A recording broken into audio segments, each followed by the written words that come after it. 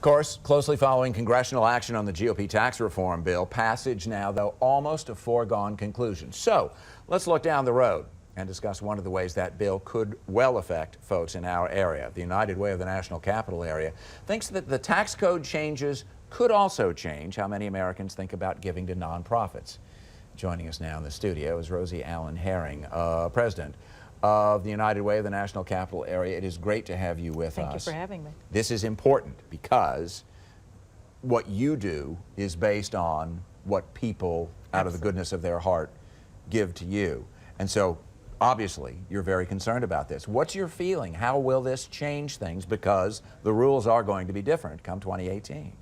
I think it really does have an opportunity to make things very different in terms of how many of the families who choose to give just a little bit of themselves in terms of their charitable giving. I think that it also has an impact for many of the nonprofits that we partner with that serve the families every day. They're already at this stage of the year very much stretched, and so now the opportunity for potentially the charitable deduction to be disincentivized, I think that really has an impact on about 44 million tax returns in the course of a year.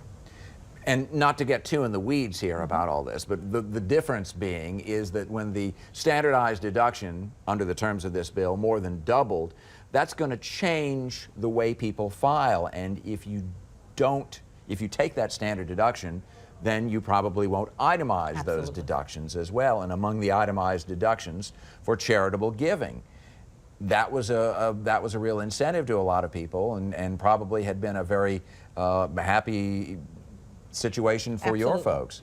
I mean, when you look at the opportunity to be able to give charitable, take the charitable deduction, and you're absolutely right. There are so many that have been incentivized to do it.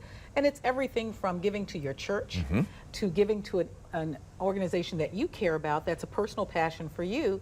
And I won't say that everyone who's ever given has only been doing so because of the tax deduction. Absolutely. But let's be clear, that is an opportunity for even not just those with high net worth to be able to contribute, but it's been something that even the average everyday citizen has been able to contribute to make their community actually better. And frankly, you don't look at motivation when you accept their donation. You're just grateful that they do.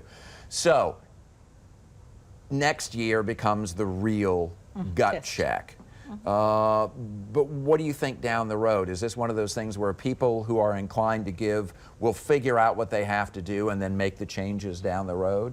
I hope that that is the case, but I think that as the nonprofit sector, we have an obligation to ensure that that message is out there. And certainly we expect there to be some dip given what we expect to happen in 2018. But it is my hope that people who have been giving in this community, we have a community that has been phenomenal, not just philanthropic in terms of largesse, but philanthropic in terms of their time and their talent and volunteerism and engagement. And so it is our hope that beyond 2018, people will be able to see where this is still very much necessary, and many of those organizations that are serving families that are in need are still very much needing them too. And you hit on something there that I have heard may be one of the lasting legacies of this, and particularly for nonprofits, and that is this notion of volunteerism, because sometimes, gee, I feel like I ought to do something, so I'll write you a check.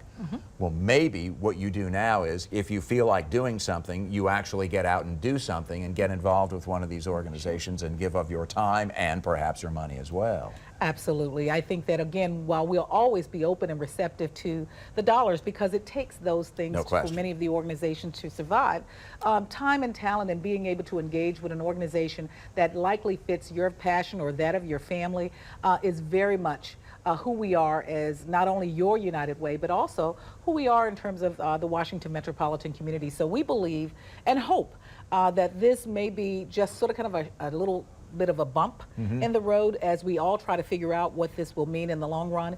But it is also my belief, and I'm just perhaps more positive about it, that this community will come together and ensure that those organizations that are serving the families that need them the most are going to be around. Rosie Allen Herring is the President and CEO of the United Way of the National Capital Area, and frankly, the good that those organizations do around here cannot be exaggerated. The quality of life in this area is enhanced every hour of every day because of the organizations you represent. And that's one of the reasons why we wanted to talk to you about this, because it's a real concern on the part, I think, of everybody on both sides of this issue. Thank you so much for joining us. Thank you for having me. Appreciate it.